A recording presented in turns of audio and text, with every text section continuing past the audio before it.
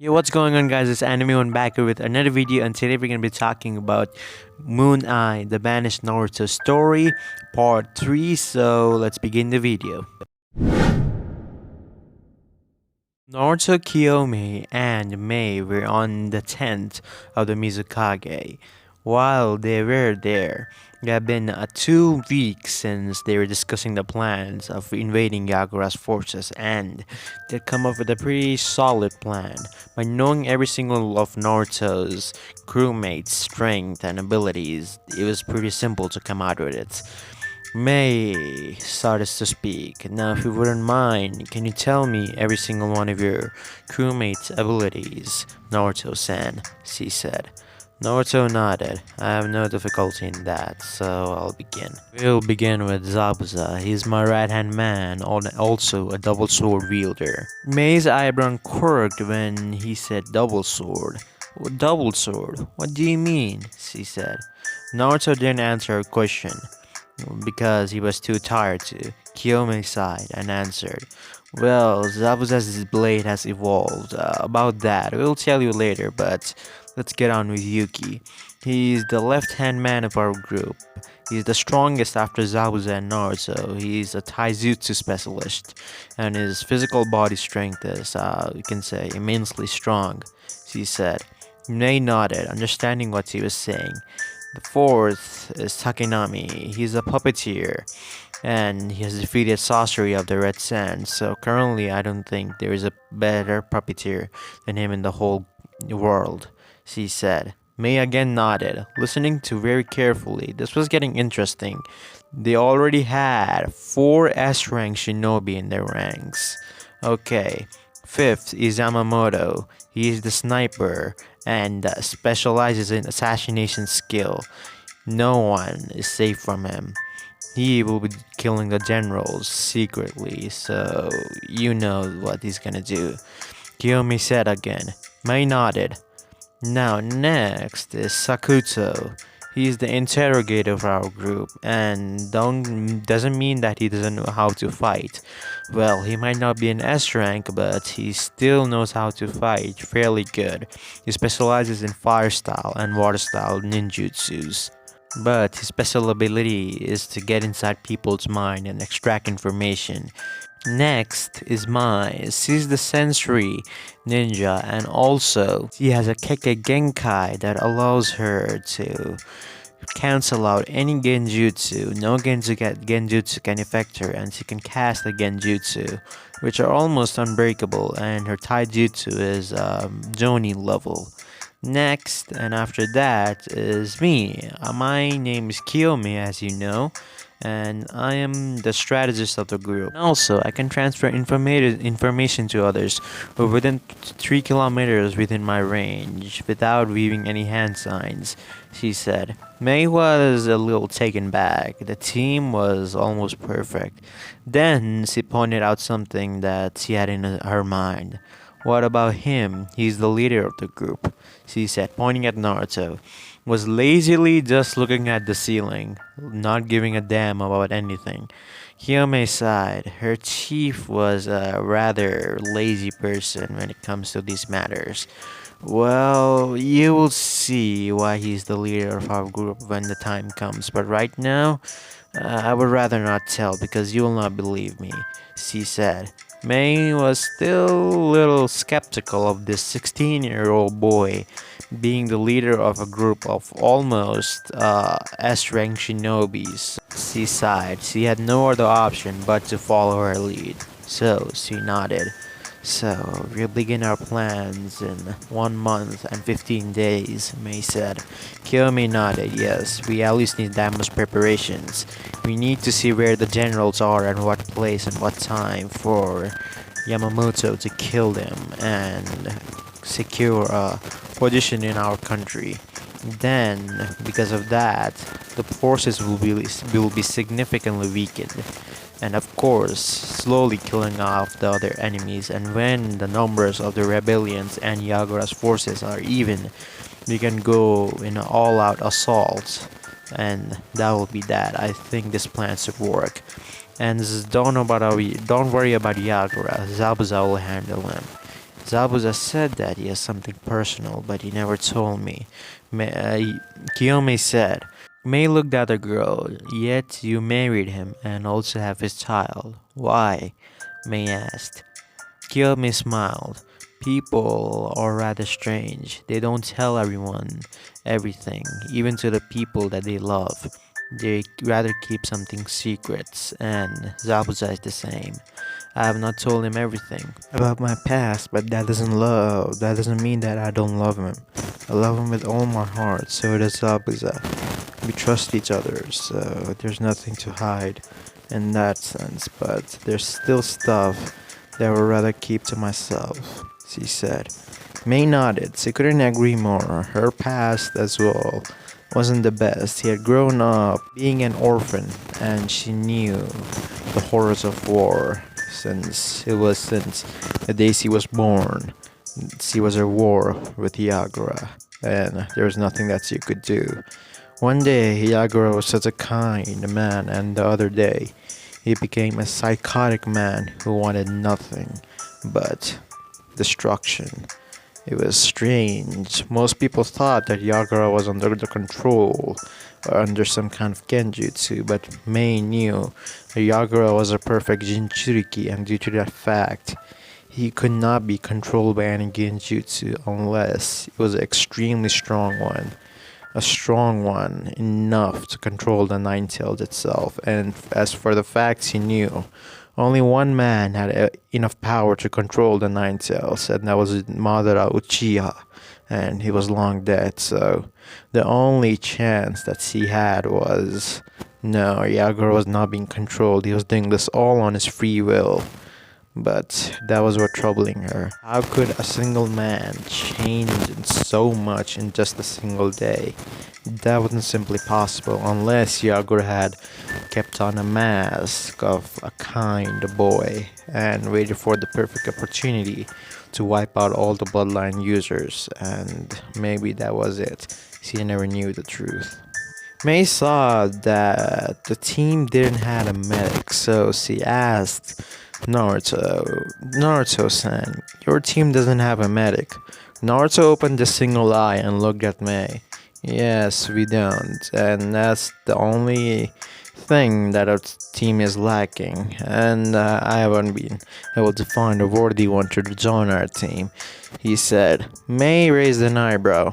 Okay, if that's the case, how about I assign Emiko to your team until you stay here? I'm pretty sure you'll need her more than us, since you're doing most of the work here, she said. Naruto was not the one to talk. He pointed his fingers at Kiyome. Talk to her. She will decide that, whether we need it or not, he said. Kiyome nodded. That would be very helpful, Mei-sama. Having a medic of Emiko's level in our team is very helpful. I would like her to start as soon as possible, Kiyome said. Mei nodded with a smile. If that's the case, why don't we start her shift today? I'll call her right away. Chojuro, Mei said. The Chojuro appeared behind her. Yes, Mei-sama, he said, bowing down. Call Emiko right here and tell her that I need her immediately, Mei said.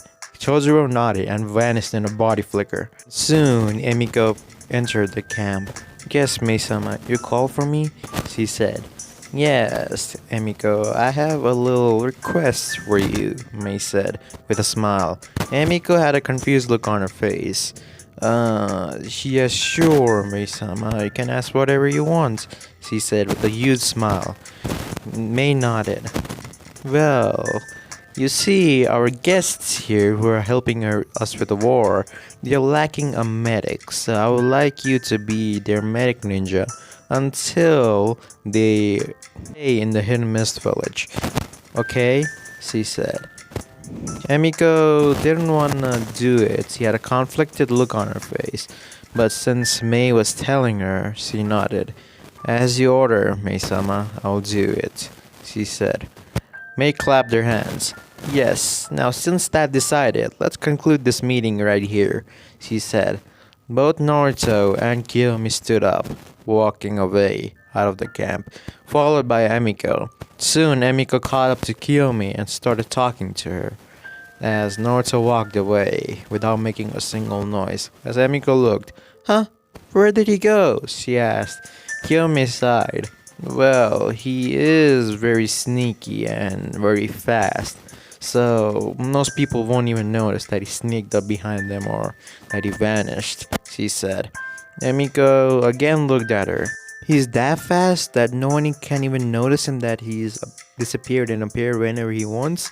she asked with a little shocked expression on her face. She only knew one man in history that was as fast as Naruto. Kiyomi smirked. "Yes, he indeed is that fast. Have you ever heard of the Mooneye?" she said. Kiyomi had a confused look on her face. "Yes, I did, but..." She widened her eyes in realization. "You aren't telling me that he..." Kiyomi smirked again. "Yes, our chief is the Mooneye," she said. Now Emiko was very shocked. You mean the one of the ninjas who isn't the emperor but still has the rank of SS? She said. Kiyomi again nodded. Yes, the very same person. Meanwhile, at the Mizukage Tower, Toby was standing in front of Yagura with his hand over Yagura's head, his Sharingan looking at Yagura's eyes. "You will not retaliate until the Mooneye makes his first move." "Understood," Toby said. Yagura nodded very slowly, but for a few seconds his eyes turned from dull to a very angered face. Toby sighed. Then he again looked at Yagura and activated his Mangekyo Sharingan, and soon he was in his mindscape. Toby looked at the three-tailed turtle that was shaking. "Go to sleep, you beast," Toby said, as he glared at the three tails and put him under a genjutsu. In the outside world, Yagura's face changed from the angered look back to his dull eyes. "Filthy beast, you should stay underfoot," Toby said. Then he heard a knock on his door. "Mizukage-sama, can I come in?" Toby didn't answer. He disappeared in a swirling vortex. As the woman came in, and Yagura smiled at her. "Yes, what can I do for you?" "Akeno," Yagura said with a smile, as then his smile instantly dropped as he saw a huge pile of paper. "Damn it, paperwork," Yagura said as he banged his head on the table. This will be the end of me," he thought in his mind. Time skip. 1 week later, we go to the kitchen of the group and we see Mai and Emiko cooking together. Well, that was a rather strange scene because how these two met was also rather strange. Kiyomi and Emiko were walking back to the camp that the group was staying at, and soon as they did, they entered the camp. Kiyomi had an excellent suggestion. "Hey, are there any hot springs around here?" Kiyomi asked to Emiko, who looked at her with a slight odd look. "Yes, there are, but they're out of the village, but they're very near, so if you want to go, we could go," she said. Kiyomi had a huge smile on her face. "Yes, of course I want to go. But Zabuza will not let me go outside the village, but I can convince him. So will you come with me?" she said. As soon as she did, a huge scream could be heard. "Kiyomi-chan!" Mai said, running towards Kiyomi with anime tears. "You're going to the hot springs without me? Was our friendship worth nothing to you?" she said with anime tears. Kiyomi's sweat dropped. No, it's not like that, Mai. I'm just exhausted, so I thought you were outside. That's why I invited Emiko with me, but still, you can come too if you want," Kiyomi said with a smile. As soon as she said that, a huge grin appeared on Mai's face. "Hell yeah, I'm coming, and Emiko-chan, why don't you come with us?" she said. As Emiko nodded. "Well, I don't have any option now, do I?" Emiko said. "No, you don't." Mai said with a smile as Emiko sighed. Well, this is gonna be some things, she said. At the hot springs. Right now, Emiko, Mai, and Kiyomi are in the hot springs, of course, completely naked. And outside of the hot springs was Zabuza standing there, but of course he was not peeping or anything. He was just there for protection reasons. Kiyomi had tried to convince him that she would be fine, but Zabuza did not budge. He would not take any risk, or that is what he told her. And right now, Mai was having stars in her eyes. You can cook? You can cook? Mai said, looking at Emiko, who nodded. Yes, I can cook, she said. That's so good! In our group, only Kiyomi-chan can cook, and Kiyomi-chan and I can cook, but, other boys, they're just lazy asses. And I always get alone here because, Kiyomi-chan is always busy with planning, and now she's pregnant and she cannot help me. So it does take a lot of time, and since I've you now, we can start cooking together, Mai said. Kiyomi also had a huge smile on her face. Of course, my son, I'll help you out whenever I can, she said, pumping her fist into the air. Mai followed her action. Hell yeah, she said, as Kiyomi looked at them both. They both are so similar, childish to the down core, and yet so kind, she said, with a huge smile on her face. Hopefully, you become someone like them, she said, rubbing her stomach. Flashback ends. Right now, we see Mai and Emiko cooking for the group. Why did you join the group, my son? Emiko asked with a rather curious look as he chopped down some vegetables. Mai smiled. Well, you see, I was rather poor in Kumo, and due to the circumstances that we were raised in, I had to run away since my parents were in a lot of debt and I was just a child and I was not able to pay them back, so I ran away. But as soon as I did, they caught up to me, and very soon I was captured and going back to Kumo. But as soon as I was captured, Yamamoto-san saved me, and from there on I just started to accompany the group. First, my intentions were to use the group as a shield, but as the time went on, they became like a family to me. A family that didn't see me as a tool or something to earn money. My mother and father, they ran away after not being able to pay the debts that they had acquired, and because of that, I was rather poor. All the earnings that I did as a ninja were all went towards the debt, and I didn't eat for 7 nights sometimes. It was bad, and someday I just decided to leave. Well, that's my story. What about you, Emiko-chan? She said. Emiko had a sad smile on her face. Well, my story is not as tragic as yours, but could say I also didn't have the best life. You see, my mother and I were going to Konoha for a few days, and we stayed there. My mother stayed there for 2 years, and I came back here.